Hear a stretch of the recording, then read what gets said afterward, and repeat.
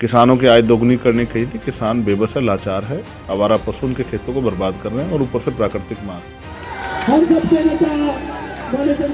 कि हमें महापुरुषों के अधूरे कार्यों को पूरा करना, हमें इस देश के लोकतंत्र को, संविधान को बचाना है।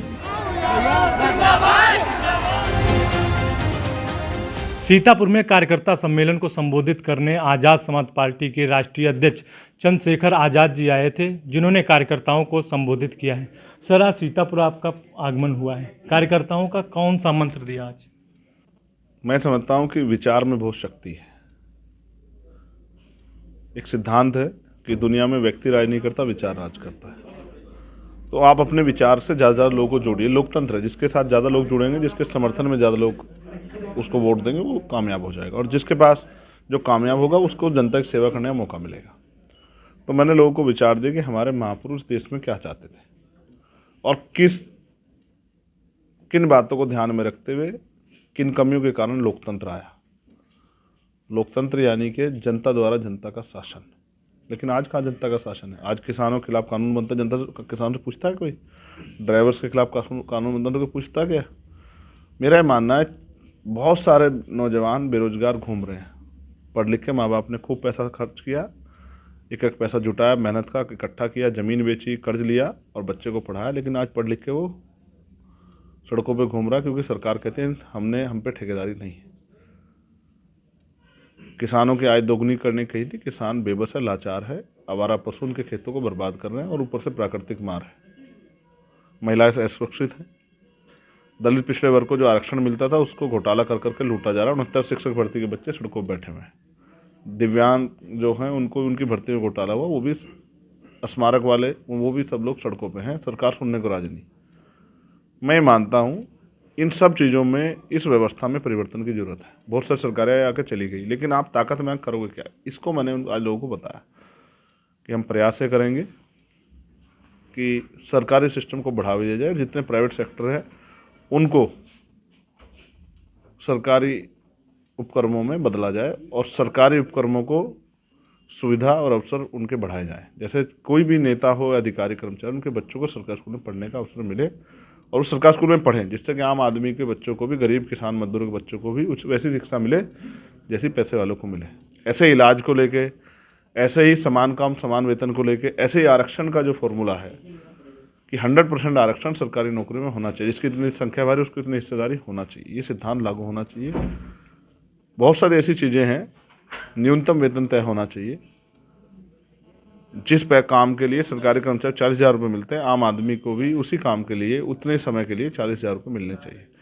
लोकसभा चुनाव आ रहा है, कुछ माह बाकी हैं। आजाद समाज पार्टी की क्या तैयारियां हैं लोकसभा चुनाव की? ये जो जिला स्तरीय सम्मेलन है, ये लोकसभा चुनाव के ध्यान में रखते ही किए जा रहे हैं। हमारे लोगों ने बहुत सारी पार्टियों को अवसर दिया, मौका दिया। लोगों के बहुत सारे MP MLA जीते, लेकिन उन्होंने चुनाव जीतने के बाद कभी पलट के नहीं देखा। भीम आर्मी के लोग 24 घंटे 7 दिन के वर्कर हैं। आज़ाद समाज पार्टी के लोग मेहनत करते हैं, लोगों के दुख सुख में खड़े रहते हैं, लोग के विश्वास को जीतते हैं, अन्याय होने पर उनकी मदद करते हैं। इसके लिए उन्हें तमाम तरह की मुसीबतों का सामना भी करना पड़ता है। झूठे मुकदमे, जेल, मारपीट और तमाम तरह की मुसीबतों का आर्थिक नुकसान भी उनको उठाना पड़ता है। लेकिन वो अपने इस बात पर डटे हुए हैं कि हमें महापुरुषों के अधूरे कार्यों को पूरा करना, हमें इस देश के लोकतंत्र को, संविधान को बचाना है और जनता द्वारा जनता का शासन लाना है। इसलिए हमें राजनीतिक ताकत बनानी है, अपनी हिस्सेदारी मजबूत करनी है। कुछ दिन पहले आपने ट्वीट किया था EVM मशीन को लेकर, क्या कहना चाह रहे हैं EVM पे? मैंने आज भी कहा, अगर आपने सुना हो, और मैं हर सभा में कह रहा हूँ कि EVM द्वारा वोट की चोरी हमें रोकनी पड़ेगी। जब हमारी मत की चोरी हो जाएगी तो फिर लोकतंत्र का क्या मतलब है? और जब जिनकी संख्या कम है वो EVM द्वारा चुनाव जीतते रहेंगे तो फिर हमारे हितों की रक्षा कैसे होगी? जिनका राज होगा वो जिनके द्वारा उनका राज आएगा उनके लिए काम करेंगे। तो EVM द्वारा जो जिनका राज आ रहा है वो उनके लिए काम कर रहे हैं, जहाँ से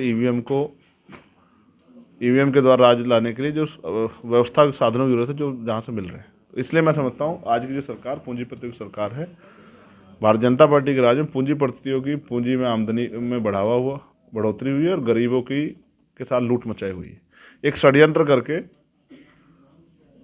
सरकार धर्म के आधार पर गैर बराबरी कर रही है। जितने GST के छापे पिछले साल में लगे वो सारे चिन्हित करके मुस्लिम आबादी के जो दुकानदार, व्यापारी, उन पर लगे। पार्टी का फैसला, पार्टी के सीनियर लोग उस पर काम कर रहे हैं। बीएचयू की एक घटना हुई, उसमें जो आरोपी हैं वो भाजपा के पदाधिकारी माने जा रहे हैं। ऐसे में कांग्रेस प्रदेश अध्यक्ष ने जब एक बयानबाजी की तो उन पर एफआईआर हो गई। क्या कहना चाह रहे हैं? ये तानाशाही का दौर है। जो भी सत्य बोलेगा, हक के लिए बोलेगा, उसको इन सारी मुसीबतों का सामना करना पड़ेगा। अगर बीजेपी का कार्यकर्ता कोई अपराध करता है तो उसका अपराध भी अपराध है, उसको भी सज़ा मिलनी चाहिए। सत्ता के लोगों को उसका संरक्षण नहीं करना चाहिए। कोई भी व्यक्ति अगर अपराध करता है तो उसको उसकी सज़ा मिलनी चाहिए। लेकिन भारतीय जनता पार्टी का अगर व्यक्ति अपराध करता है तो वो अपराधी के संरक्षण में पूरी पार्टी, उनके नेता खड़े हो जाते हैं। ये उनका चाल चरित्र है कि उनके लिए व्यक्ति जरूरी है। न्याय और लोगों के साथ जो अपमान, आरोप, मुसीबतें पैदा हो रही है, उनकी रोकथाम के लिए उनके पास कोई गुंजाइश नहीं, कोई व्यवस्था नहीं। कानून का राज उत्तर प्रदेश में नहीं, यहाँ गुंडा राज चल रहा है। इस गुंडा राज का खात्मा जरूरी है। सीतापुर दलित बाहुल क्षेत्र है, यहाँ पर लोकसभा की 2 सीटें हैं, विधानसभा में 3 सीटें हैं दलित बाहुल की। तो क्या लगता है आज़ाद समाज पार्टी यहाँ भी प्रत्याशी? मैं सिर्फ दलितों की राजनीति नहीं करता हूँ, मैं बहुजन समाज की राजनीति करता हूँ। दलित, पिछड़े, आदिवासी, मुसलमान, जैन, सिख, बौद्ध, ईसाई, पारसी और हर गरीब कमज़ोर की आवाज़ उठाने का हम लोग करते हैं।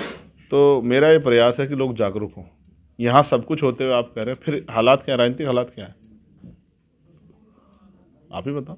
राजनीतिक हालात ये है कि इतनी आबादी होने के बाद भी इन वर्गों को मुसीबतें और तमाम तरह की समस्याओं का सामना करना पड़ रहा है। आज भी अच्छे मकान नहीं है, खाने को अच्छा खाना नहीं, पीने को साफ पानी नहीं है, पहनने को अच्छे कपड़े नहीं है, नौकरी रोजगार नहीं है, खेतों में काम करने जाना पड़ता है, 200-250 रुपये में पूरे दिन मजदूरी करनी पड़ती है। ज़मीनों पर इनकी सरकार के लोगों की निगाह है, बहन बेटियों को अपमानित किया जा रहा है। तो फिर उस आबादी का क्या फ़ायदा? तो इसलिए उनको जागरूक करने के लिए बार बार आना पड़ेगा और उस काम को आज़ाद समाज पार्टी के नेता बहुत जिम्मेदार से कर रहे हैं। मुझे बड़ी खुशी है कि यहाँ के ज़िले से लेके मंडल, विधानसभा की टीमों ने बहुत अच्छा काम किया। इसकी वजह से एक ऐतिहासिक सभा यहाँ पर हुई। सीतापुर वासियों से कोई अपील करना चाह रहे हैं? वो आज़ाद समाज पार्टी का साथ दें अपने बच्चों के उज्जवल भविष्य के लिए और इस देश में समतामूलक समाज की स्थापना के लिए। यह थे आज़ाद समाज पार्टी के राष्ट्रीय अध्यक्ष जो लोकसभा चुनाव की तैयारी में है, कार्यकर्ताओं में जोश भरने का काम कर रहे हैं। फिलहाल आने वाला समय बताएगा कि लोकसभा चुनाव में क्या रहेगा। BTV न्यूज़ से विपिन राजवंशी, सीतापुर।